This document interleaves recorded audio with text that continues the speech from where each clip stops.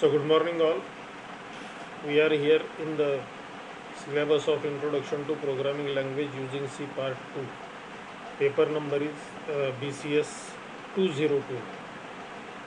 In first semester we have seen all the concepts up to array, and in previous video lecture of this paper we have seen the concept of function, what is function, how to declare the function, how to pass parameters to the function, then uh, what do you mean by calling a function, what is declaration of a function, and what is definition of a function.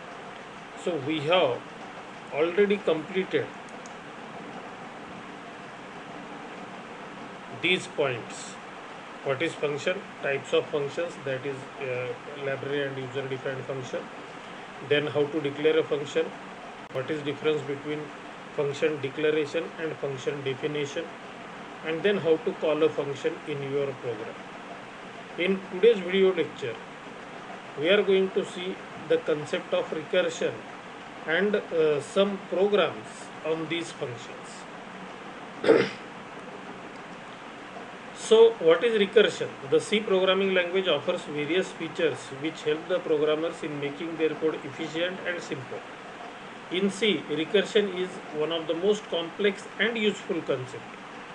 Although it is a complex, but it is a very useful. आपण जेव्हा control statement पाहिले होते तेव्हा त्या control स्टेटमेंटमध्ये आपण पाहिलं होतं पहा की फॉर लूप त्याच्याबरोबर nested for loop, if nested if means if that particular statement calls same statement within its block, then it is called as nested statement. In same case, in C, when a function calls a copy of itself, then that process is called as recursion. म्हणजे एखाद्या फंक्शननं त्याच फंक्शनला जर call केलं, nested function जरी म्हणलं तरी काही हरकत नाही. नेस्टेड फंक्शन कारण की आपण नेस्टेड स्टेटमेंट कशाला म्हणतो की इफच्या ब्लॉकमध्ये जर इफ आला तर त्याला आपण नेस्टेड इफ म्हणतो. त्याच प्रकारे जर एखाद्या फंक्शनमध्ये तेच फंक्शन जर कॉल केलेलं असेल तर that particular situation is called as recursion. So to put in short, when a function calls itself then this technique is known as recursion and the function is known as recursive function. म्हणजे एखाद्या फंक्शननं तेच function जर call केलेलं असेल within its body, body म्हणजे काय आता परत सांगण्याची गरज नाही, from opening curly brace to closing curly brace, that is called as body of a function. मग एखाद्या फंक्शनच्या बॉडीमध्ये तेच फंक्शन जर कॉल झालेलं असेल तर it is called as recursion. इथे एक एक्झाम्पल दिलं आहे पहा.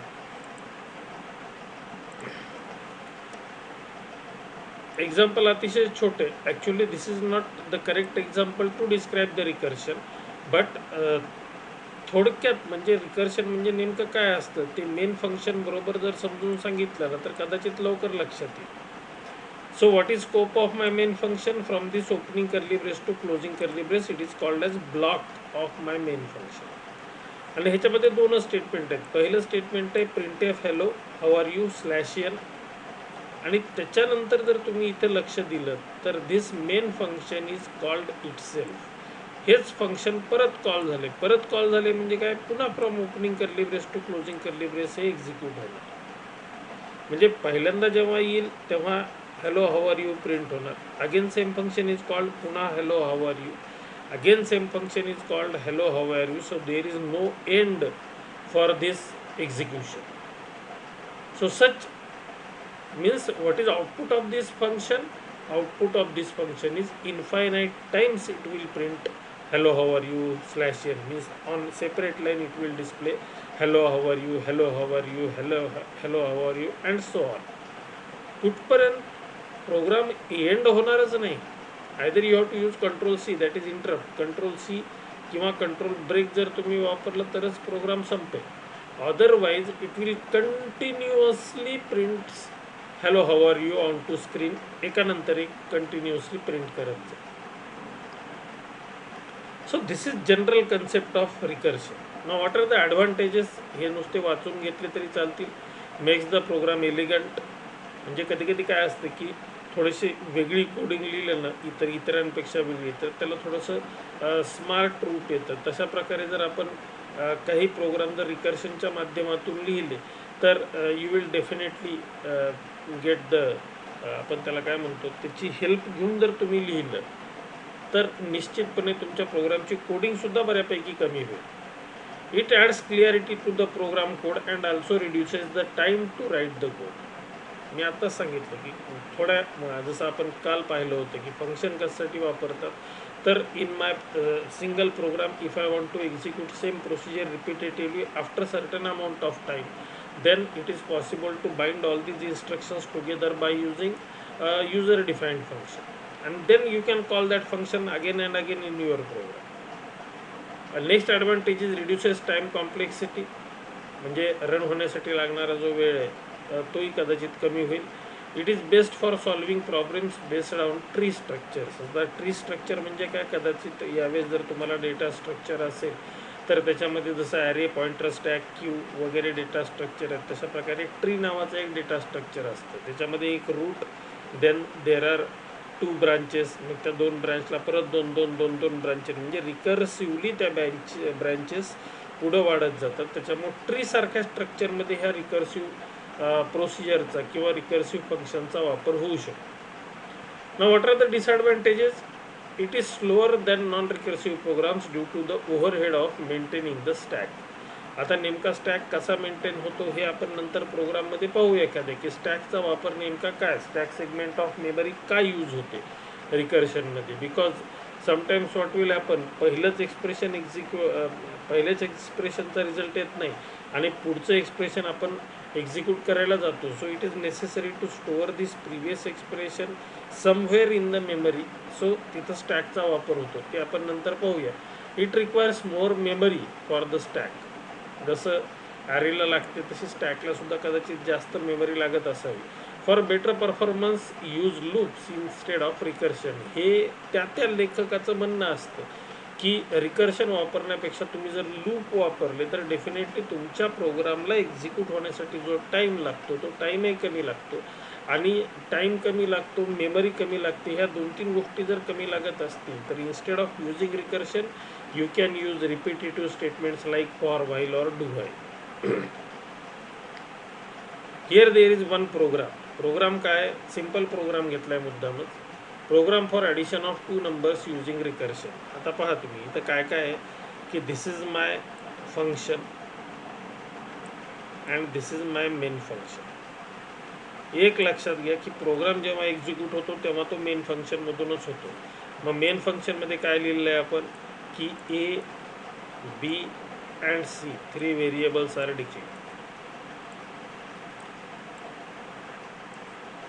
डिक्लरेशन झालं. त्याच्यानंतर स्टेटमेंट आहे printf enter 2 numbers, %, ampersand b. समजा एची व्हॅल्यू मी 5 दिली आणि बीची व्हॅल्यू मी 3 दिली. So what is my expected result? My expected result is 8. मग इथं काय दिलेलं आहे next statement, C is equal to add of A comma B. Here what will happen, first of all your compiler check whether add is a user defined or library. So definitely it is not a user defined function, so it will search whether this function is declared somewhere in current program. तर त्याला भेटतं ते. तर नुसतं add नाव असून चालत नाही. That function should accept 2 parameters. मग इथं ॲड नावाचं फंक्शन 2 पॅरामीटर ॲक्सेप्ट करतं का, तर यस. एवढं असूनही चालत नाही. Data type of these 2 parameters should be same as a and b. तर ए आणि बीची डेटा टाईप इथं काय, इंटिजर. आणि इथं सुद्धा आपण लिहिताना काय लिहिलं, integer x and integer y. आणि c is equal to add of A comma b लिहिले म्हणजे this add function should return a value whose data type should be same as c. सीची डेटा टाईप काय, integer आहे. मग हे add function integer value return करतं का, तर yes, this function will return a integer value. After satisfying all these conditions what will happen, value of A is now assigned to X. म्हणजे एची value आता कुणाला जाईल, एक्सला जाईल, आणि बीची व्हॅल्यू कुणाला जाईल, तर वायला जाईल. म्हणजे आता एक्सची व्हॅल्यू झाली 5, वायची व्हॅल्यू झाली 3. Because these two a and b are called as actual parameters and x and y are called as formal parameters. Formal म्हणजे टेम्पररीली एवढ्या प्रोसिजर पुरते तुम्ही वापरलेत, पण इनिशियलाइज करताना तुम्ही मात्र ए आणि बीच्या व्हॅल्यूज त्यांना दिलेल्या.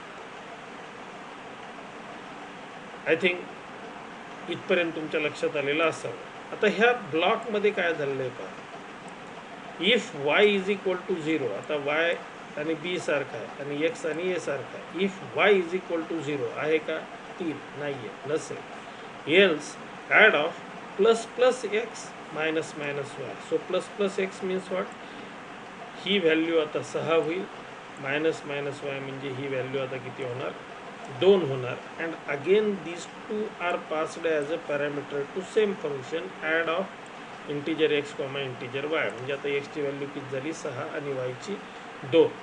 परत मध्ये जाईल, if Y is equal to 0 आहे का? नाही आहे. Then plus plus X minus minus Y. Again if y is equal to 0, no, then plus plus x minus minus y, 8 and 0. So if y is equal to 0, yes, then return x. आता ही x कुठे return होणार आहे? इकडे, जिथून call केलं तिथे return होणार value. So now whatever may be the value which is returned by add of a comma b function, that value will be assigned to c. मग ती व्हॅल्यू कुठली आहे? आपण काय लिहिले? रिटर्न एक्सची व्हॅल्यू किती आहे? 8. आणि डेफिनेटली हे या दोघांचे ॲडिशन आहेत. Print F percent add. फक्त हा प्रोग्राम लिहिताना एक लक्षात ठेवायचं की इथं तुम्हाला प्री इन्क्रीमेंट आणि प्री डिक्रीमेंटच वापरावं लागेल. If you use post increment and post decrement, then what will happen, it will pass the current value of X to the function आणि नंतर त्याला वाढवून काही उपयोग होणार नाही. त्याच्यामुळं while writing here you have to use pre-increment and pre-decrement operator. So this is all about recursion. तर आपण काल जे आपण शिकलो ना, त्याचं थोडंसं आपण आता काय म्हणतो आपण त्याला, रिव्हिजन नाही म्हणता येणार, पण आपण कालचे काही आणि आजचा एखाद दुसरा असे 2 प्रोग्राम किंवा 3 प्रोग्राम, आता जेवढे होतील तेवढे आपण प्रोग्राम पाहूया.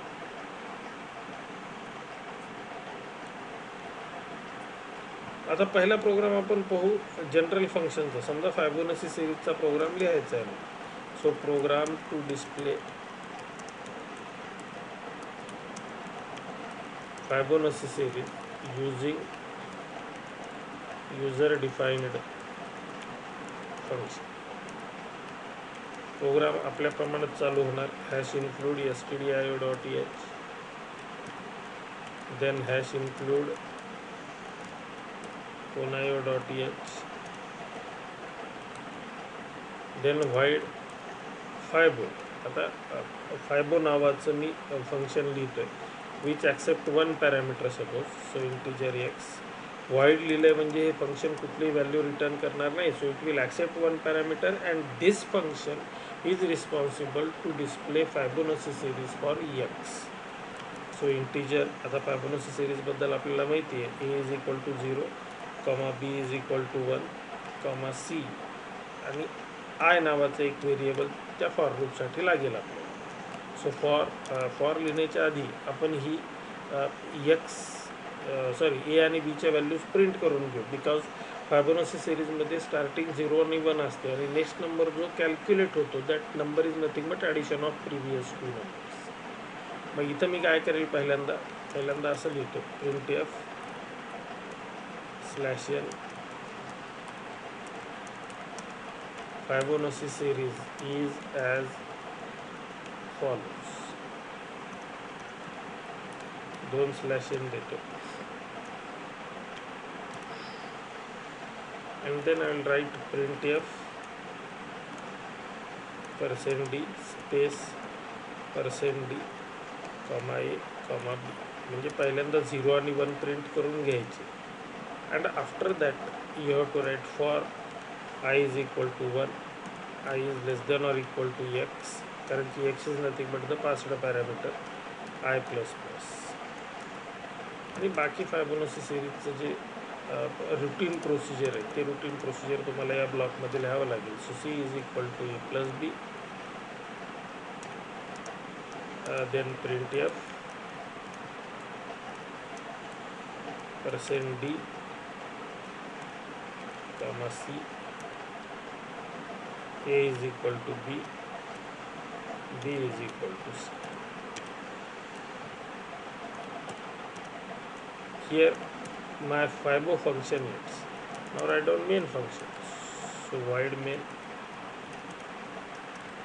integer n clr scr printf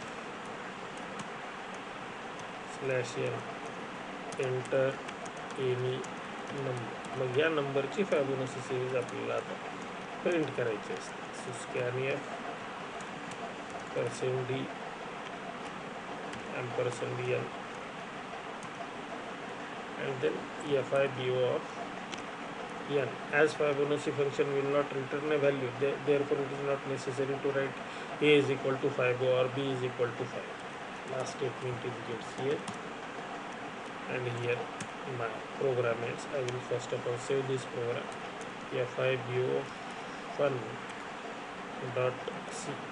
fibo fun means फायबोनसीची एखाद्या वेळेस फाईल असू शकते आपल्या डिरेक्टरीमध्ये, त्याच्यामुळं फायबो युजिंग फंक्शन असं असल्यामुळे मी तो प्रोग्रामचं नाव असं साधारणतः लिहिलं. Compile the program. Now I think all of you know that what is Fibonacci series for 5. Fibonacci series for 5 is 0 1 1 2 3 5 8. जर 5 इनपुट दिल्याच्या नंतर जर माझा रिझल्ट 8 पर्यंत येत असेल तर definitely this program is correct. Compile झालेला. नाव execute the program. Enter any number 5. So Fibonacci series is as follows: 0 1 1 2 3 5 8. So what is this? This is nothing but my user defined function.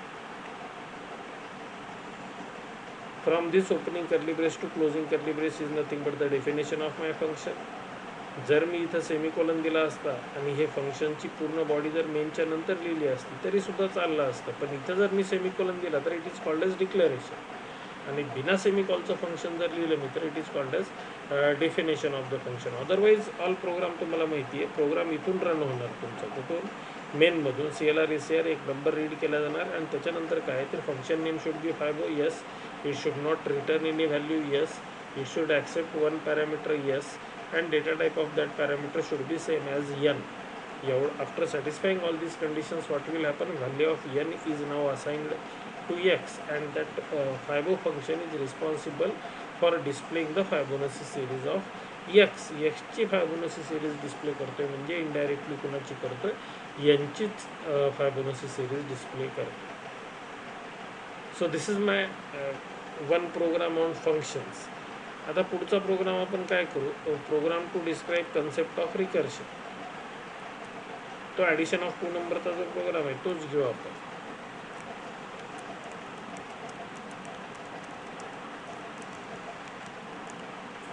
Concept of recursion. Wide आता फायबो नको,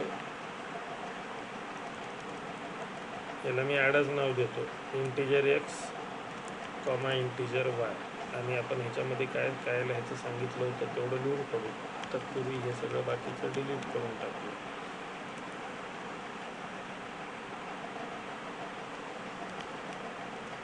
if y is equal to 0, इथं double is equal to लिहायला विसरू नका.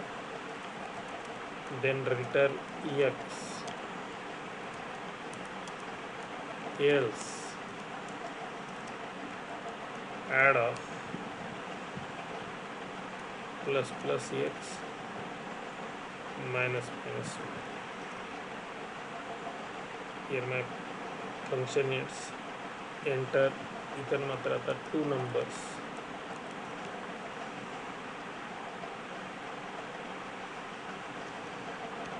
दोन number read करा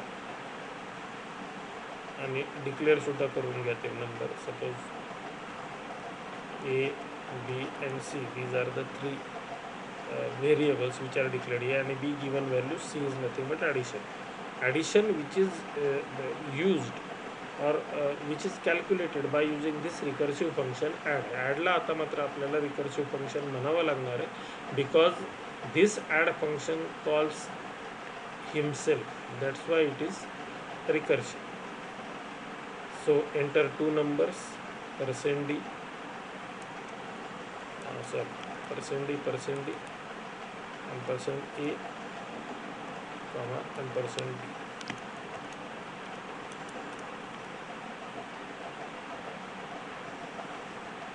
Then here write down C is equal to add of a comma b, means whatever may be the value which is returned by that function, that value will be assigned to variable C. And now here I will write printf